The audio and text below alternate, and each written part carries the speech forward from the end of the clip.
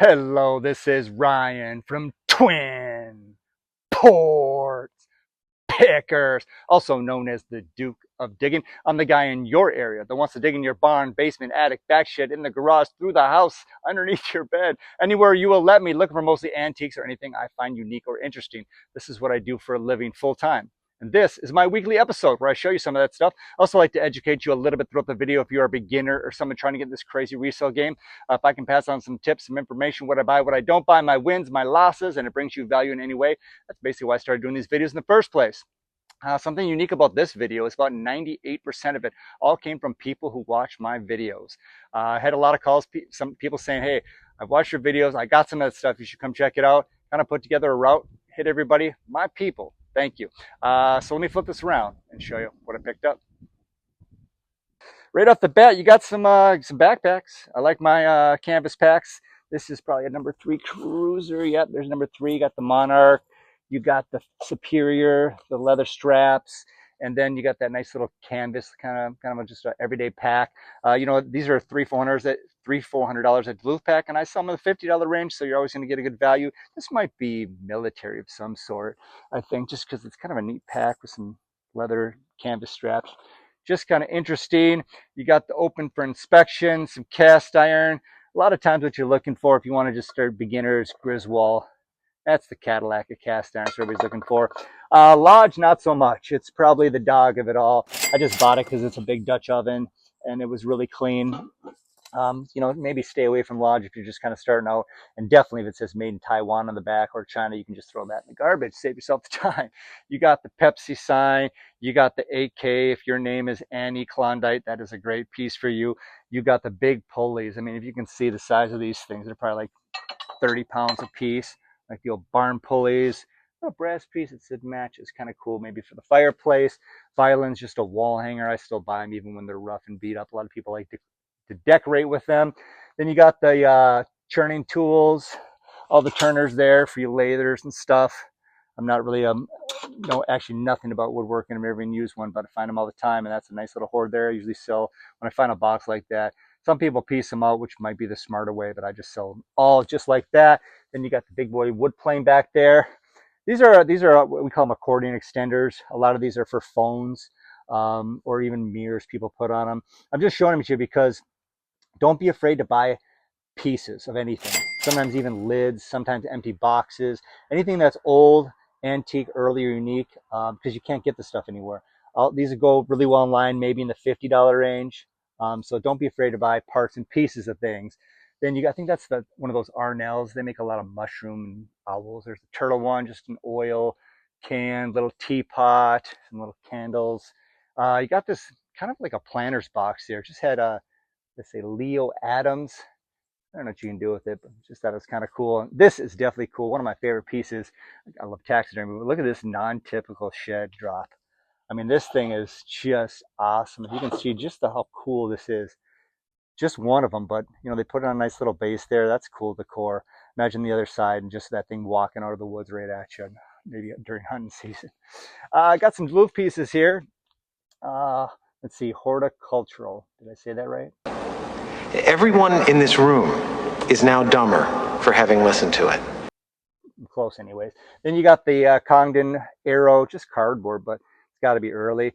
Then you got the little kind of advertising there for the Scarlet Lawn Seed Duluth special. I was actually on the Scarlet's, I think it was his daughter's residence last year. Super nice lady, and just gave me the VIP tour and showed me all kinds of early Duluth stuff and even sold me a couple signs. Pretty awesome. This thing is awesome. Look at this bench.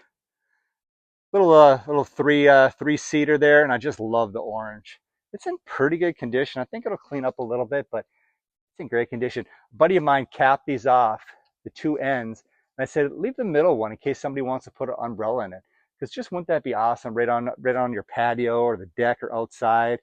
I mean, this is kind of vinyl, so I think it's probably waterproof, but this is a great color. That's got to be 70s.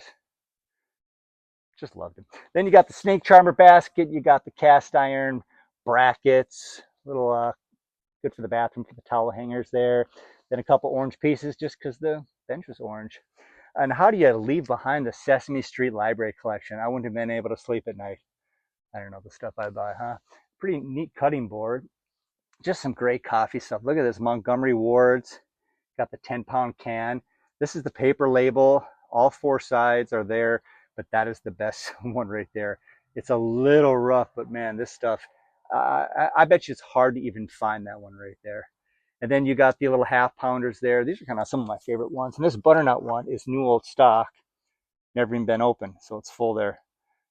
Like those. You got the spice rack, and then more racks. Here we go. More non-typical. He turned these into lanterns, so I'm going to put a bulb on it, put a nice cool shade, and these are just great. You know what?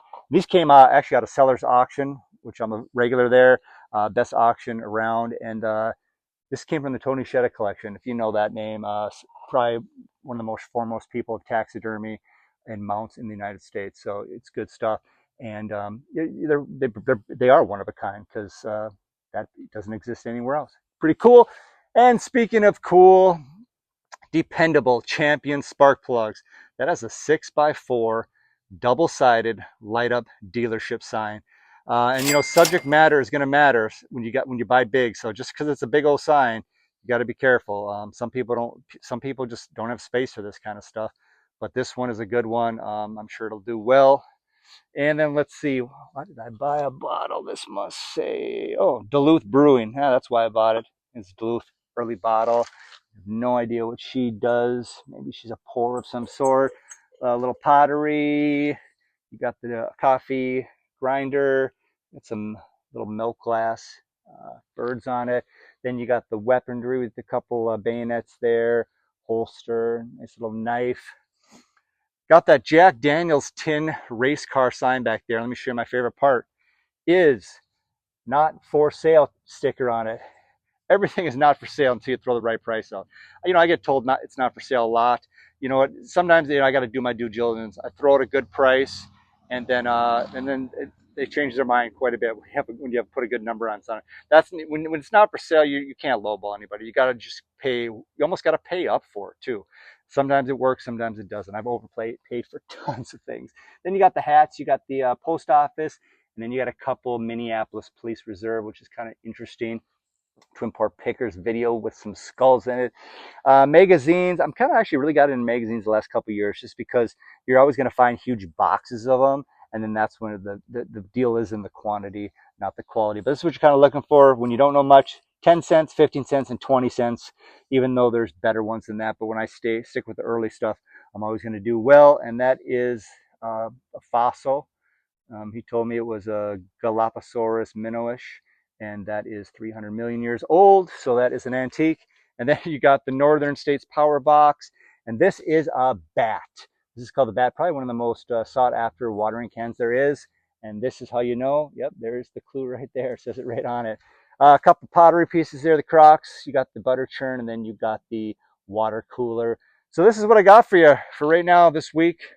I could probably open up my van and do another video.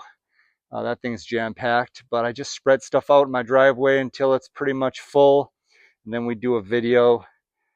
And if you want to see more, you just got to go down to Father Time Antiques in Canal Park. Bring all this stuff there, but do not go down there in the next day or two. It takes me about 2-3 days to get this kind of cleaned up, priced, and down there. So anything else in the video you're interested in, you can always message me. Or if you definitely have a pick for me, you can message me.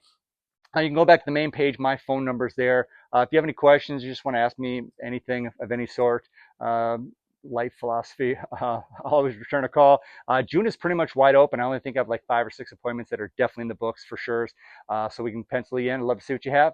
Thanks for watching. We'll see you on the next episode.